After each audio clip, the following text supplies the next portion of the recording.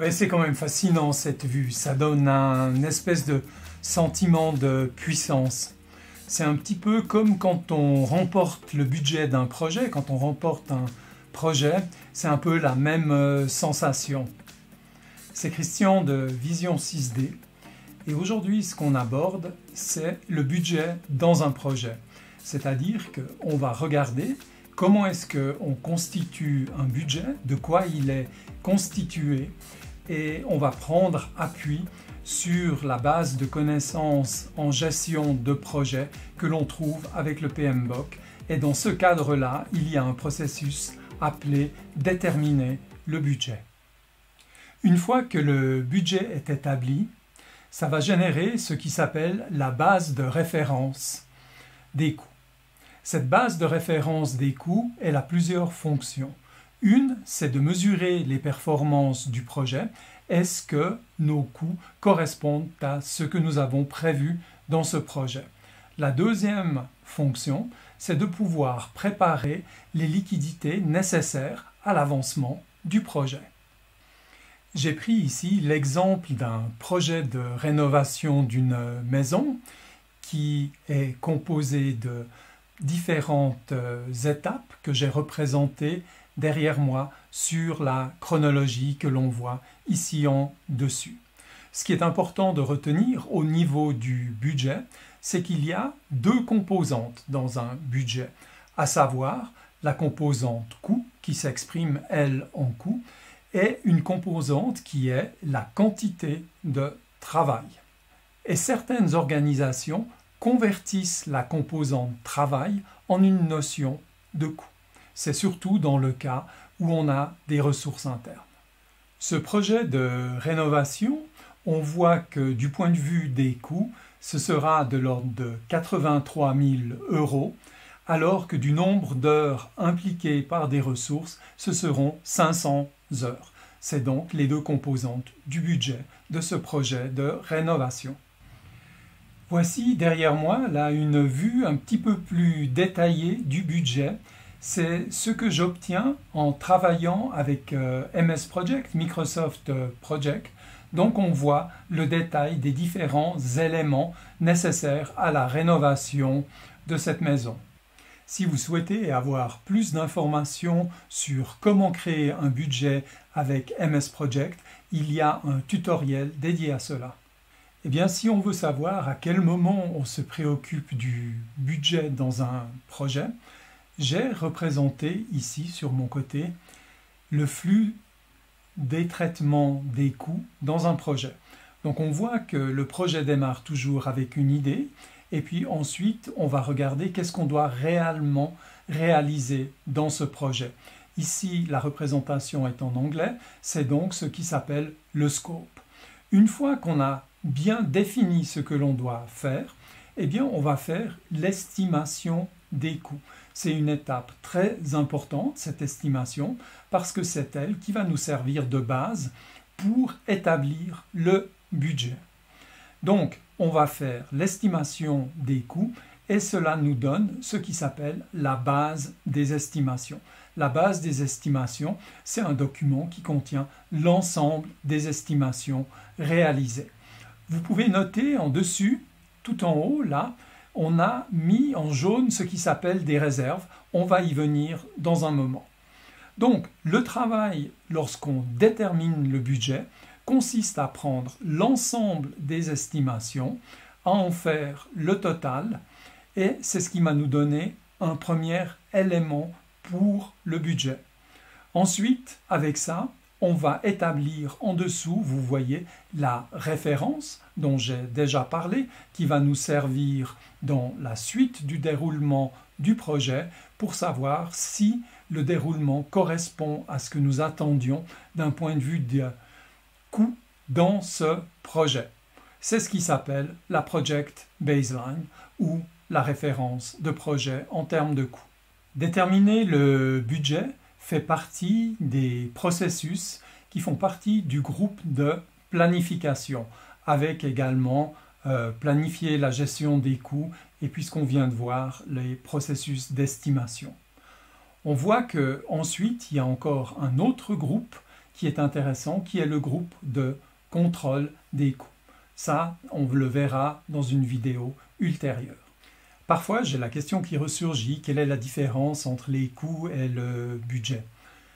Quand le projet est de faible envergure, eh bien, très souvent, en même temps qu'on fait les coûts, eh bien, on est déjà en train de faire le budget. Un élément qui est important, c'est la précision des estimations. Quand on est au tout début d'un projet, on peut voir qu'on peut avoir des variations de grande amplitude dans la qualité des estimations, puisque les estimations, on va se rendre compte qu'elles pourront varier entre moins 25% à plus 75% ou plus 75%. Lorsqu'on en est à l'étape de planification, ça se resserre un petit peu, c'est-à-dire qu'on aura des variations entre moins 10% qui peuvent ensuite aller jusqu'à du plus 25%. Pour atteindre une précision plus grande, il est donc nécessaire de procéder à la structure de découpage de l'ensemble des activités que l'on doit faire dans le projet. Et dans ce cas-là, on obtient une précision pour le budget qui est de l'ordre de moins 5% à plus 10%. Si vous souhaitez creuser le sujet des estimations, j'ai un ensemble de 3 vidéos à votre disposition. Si nous regardons le corpus des connaissances en gestion de projet, on retrouve cet ensemble d'éléments dans lequel on décrit le processus déterminer le budget, ainsi que les éléments qu'il va nécessiter en entrée. Parmi ces éléments, on voit que la détermination de ce qui est à réaliser, ici en anglais le scope, ainsi que la planification du projet, le plan de déroulement dans le temps, suivi du calendrier des ressources, quelles ressources impliquées dans le projet et à quel moment. Et puis bien sûr, on aura le registre des risques. Les risques, c'est un élément important dont on n'a pas encore parlé, mais qui va avoir comme conséquence que dans tout projet, nous savons très bien qu'il y a des choses qui peuvent se passer, c'est donc un risque, et nous allons constituer des réserves pour pouvoir couvrir un certain nombre de ces risques. Ensuite, bien sûr, il y a tout un ensemble de contrats dont il faut tenir compte, et puis chaque organisation a, quant à ses financements, sa manière de gérer ses budgets, ses coûts, des manières qui lui sont propres. C'est donc de toutes ces choses qu'il va falloir tenir compte. Donc tout ça, ce sont les éléments que nous avons en entrée du processus de détermination du budget. En sortie, on en a déjà parlé, on a la base de référence des coûts, ce à quoi notre projet va être continuellement comparé, et puis bien sûr un ensemble de documents de projet à mettre à jour. Maintenant, quels sont les outils ou techniques qui sont à notre disposition pour constituer ce budget? Alors on a vu que l'agrégation des coûts en est un. Ensuite, on peut aussi utiliser le jugement d'expert, c'est-à-dire que quelqu'un a déjà réalisé le même type de projet et c'est parfois suffisant. Ensuite, il va y avoir ce qui s'appelle l'analyse des réserves. Ensuite, on peut avoir des éléments historiques, ça a déjà été fait par le passé, donc on peut aujourd'hui déterminer comment est-ce qu'on va le réaliser et ses coûts et son budget. Et ensuite, concernant le financement du projet, on va devoir être très attentif avec cette partie. Quelques points sur lesquels j'aimerais insister. Les éléments les plus chers dans un projet, ce sont les ressources humaines, le matériel et puis les fournitures. Ensuite, le budget, c'est quand même le total des coûts auxquels on s'attend dans un projet. La base de référence, c'est quand même le budget qui est réparti dans le temps. Et ne surtout pas oublier qu'un budget dans un projet, c'est quelque chose qui a été approuvé par le ou les sponsors du projet. J'ai représenté ici une structure de découpage dans un projet avec des lots de travail ou en anglais work package et en dessous leurs activités correspondantes. Donc j'ai pris un lot de travail numéro 1 et puis ses activités de 1 à n et puis j'ai fait pareil pour le lot de travail suivant. Dans la représentation, pour simplifier, j'ai appelé les lots de travail WP, Work Package, et puis les activités A de 1 à n. Maintenant, dans le travail d'estimation, pour chacune des activités, on va estimer ses coûts. Et ensuite, au niveau du lot de travail, on va faire la somme de ces estimations et on aura une estimation du lot de travail. Pour chacune des activités, il y a un certain nombre de risques, des risques inhérents, qui sont des risques dont on sait qu'ils peuvent se passer, c'est donc ce que l'on appelle des risques connus. On va constituer une réserve en termes de coûts de manière à pouvoir couvrir ce risque. Maintenant, si au sein de chaque lot, on fait le total des réserves pour risque, on obtient une réserve pour le lot en entier. Le budget, il est donc composé de l'ensemble des coûts des lots de travail ainsi que d'une composante de réserve qui correspond à la totalité des réserves. C'est ce que l'on appelle en français des réserves pour aléas ou en anglais contingency reserves. Tout cet ensemble constitue le budget. Les réserves peuvent aussi en français être appelées provisions pour aléas. Le budget, c'est donc ce qui va être géré par le chef de projet. Ça peut, dans beaucoup de cas, et c'est vrai, je l'ai rencontré, c'est plutôt géré par un responsable de département ou un responsable de division. Et dans ce cas-là, le chef de projet n'est pas du tout responsable de la partie des coûts. Dans ce que je vous présente ici, le chef de projet, lui, il est en charge de toute la partie qui est le budget, qui a ses provisions pour aléas. Donc tout ça constitue le budget que va gérer le chef de projet. Maintenant, la direction, le comité de direction ou la direction d'entreprise peut décider de constituer en dessus de tout ça une réserve. C'est ce que l'on appelle une réserve de management. Cette réserve de management, elle n'est pas sous le contrôle du chef de projet. Là devant moi, j'ai la représentation d'un autre projet qui a à peu près une enveloppe de 200 000 euros ou 200 000 francs suisses à plus ou moins 10%. Et on voit les préparations des liquidités vont se faire en différentes phases.